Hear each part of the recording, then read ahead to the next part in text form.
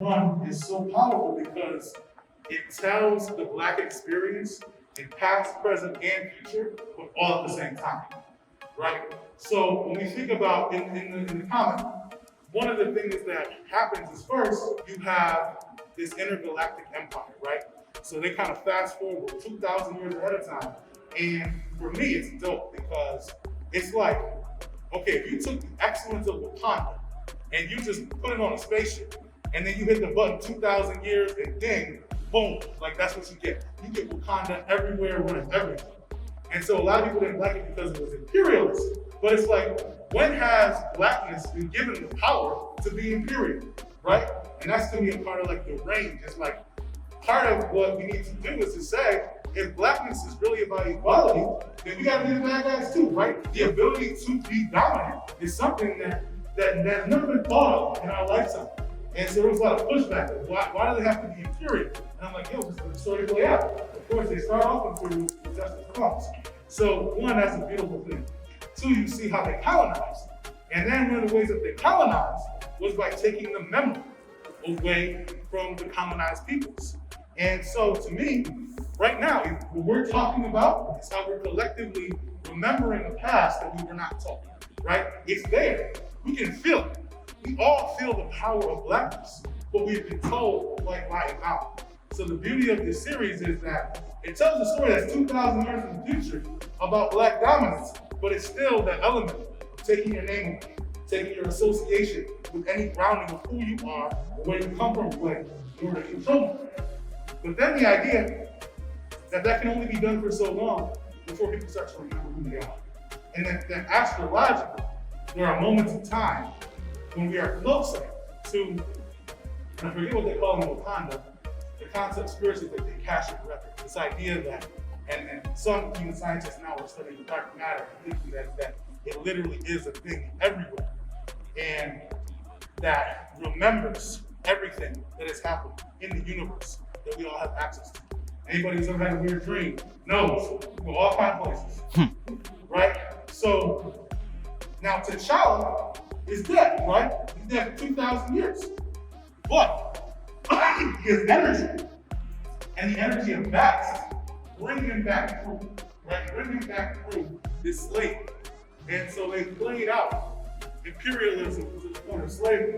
They've taken the names away, right? We don't know our names. Let me ask y'all a question. You ever met a white person with the last name Washington? Anybody? You ever met a white person with the last name Jefferson? Right?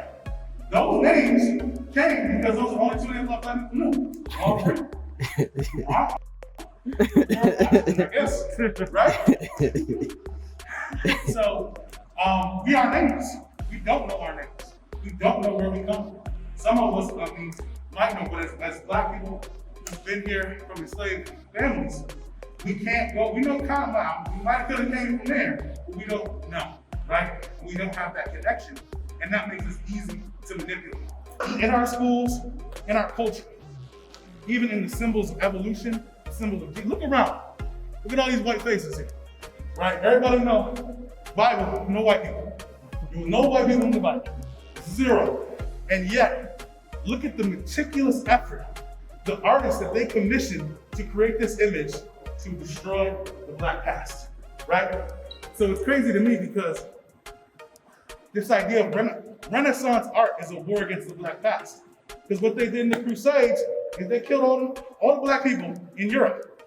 Got the Moors, got the Arabs, Ottoman Empire out of Europe, and then they ran through these churches and repainted all this stuff. It wasn't new art. The art was there and it was Black. And they rewrote our past away from us.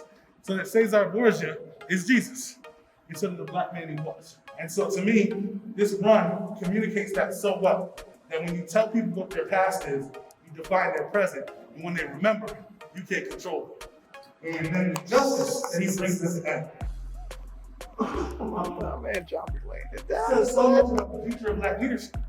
And T'Chaka versus T'Challa, right? So who was the leader of the Intergalactic Empire of Wakanda is T'Chaka.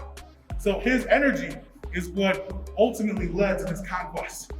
And that's that toxic masculinity, that You wrong me, white folks, so I'm killing everybody, I'm controlling everything, and ain't nobody ever gonna test me. You mess with me, you get dealt with. That energy led to this.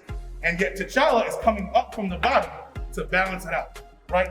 And to reconcile this thing that's a part of us when we go through pain, right? When white supremacy hurts us, when we don't know our past, when our parents are murdered, taken away from us. And so I love the beauty of how N'Jadaka aligns with the symbiote, right? This thing that empowers evil, that brings out the worst of you and empowers you. And it's constantly battling with this massive force. And then you got these little maroons picking their spots. And their number one goal is to get people's memory back. The whole time they're like, yo, if we get people's memories back, it's over, because they're not that powerful. Their power is in their ability to tell us who we are. Once they can't tell us who we are, it's over. So even though they're a small force, they know that they can unlock the rest of the people. And so that balance is crazy. And then T'Challa's leadership of faith. So if you look at it, M'Baku and all the other military folks, they're very short-sighted. They're like, this battle, this moment, save these people. And when T'Challa starts coming in his own, he's like, look, nah, bro, I got some special stuff here. Y'all need to wait.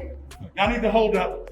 Y'all need to let Bast come down through me and act upon these situations in ways that you might not understand. And I think that play is beautiful, because M'Baku's like, I've been running this game. Like, I've survived, I made progress, I freed you.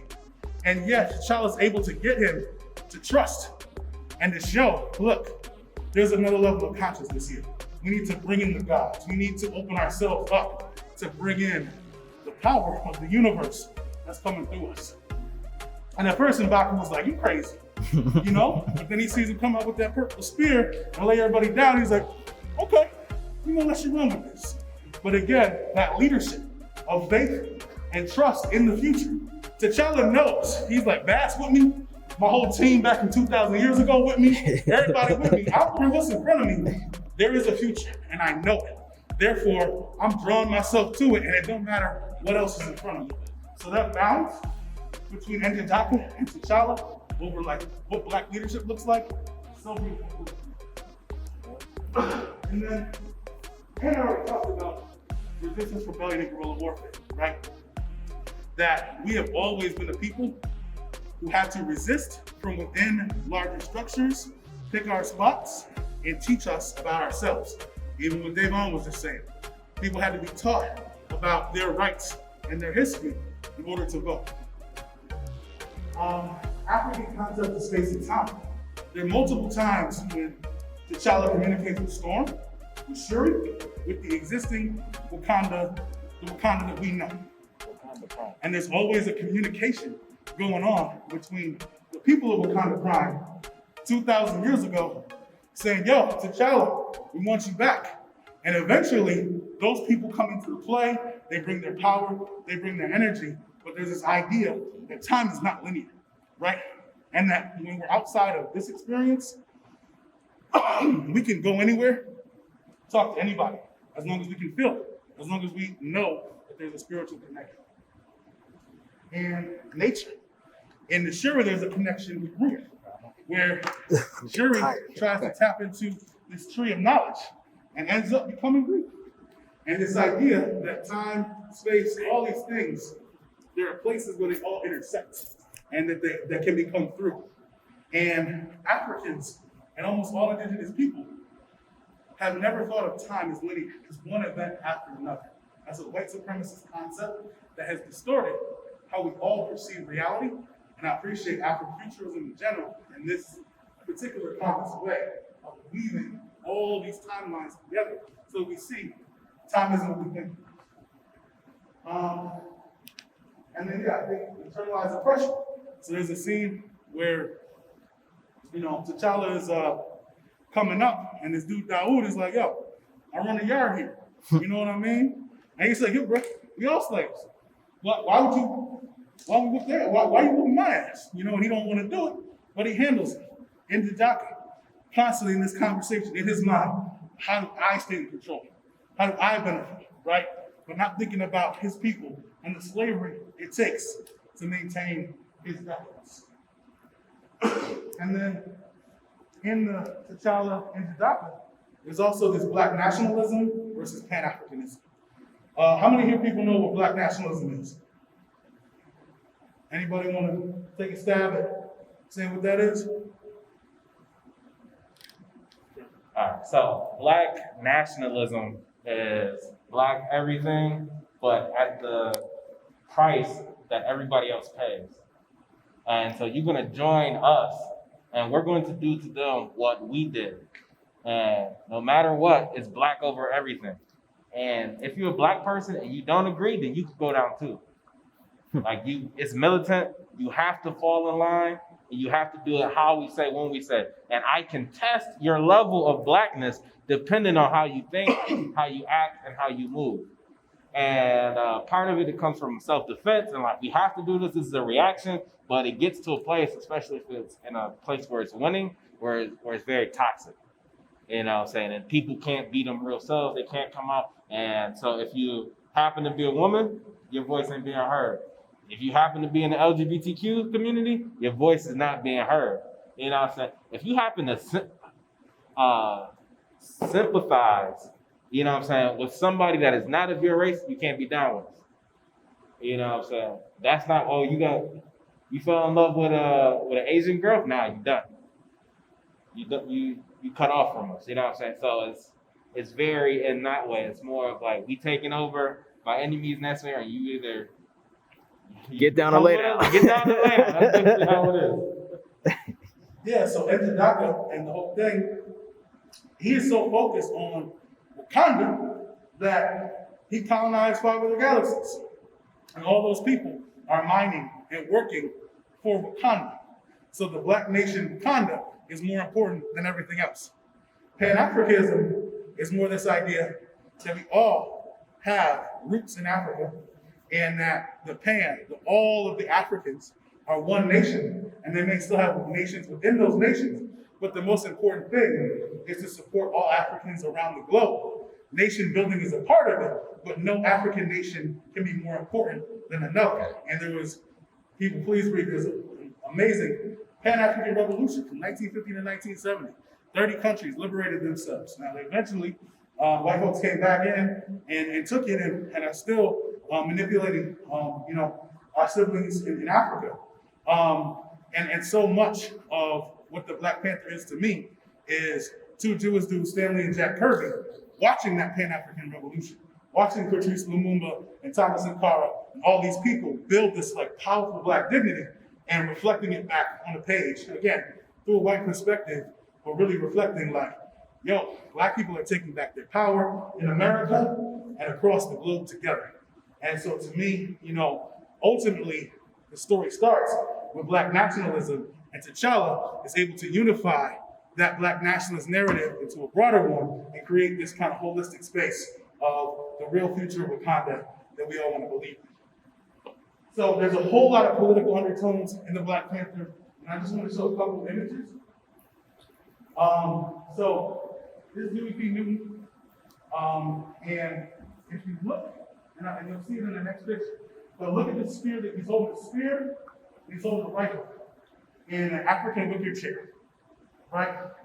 And the Black Panther has kind of used this imagery over and over and over again to kind of show the king of Wakanda sitting on this throne. And to me, there's so many ways that Ta-Nehisi Coates weave the history of the Black Panthers and the history of Black liberation in America into these stories. One example. And then if you look at this picture here of the planes, it mirrors war propaganda, right? So during the World War II, Korean War, some of y'all, and Vietnam War, there was all the kinds of propaganda of Americans, planes behind them, bald eagles. And I love the way that they took that and the Panther and kind of replaced the eagle with the Panther, replaced the technology.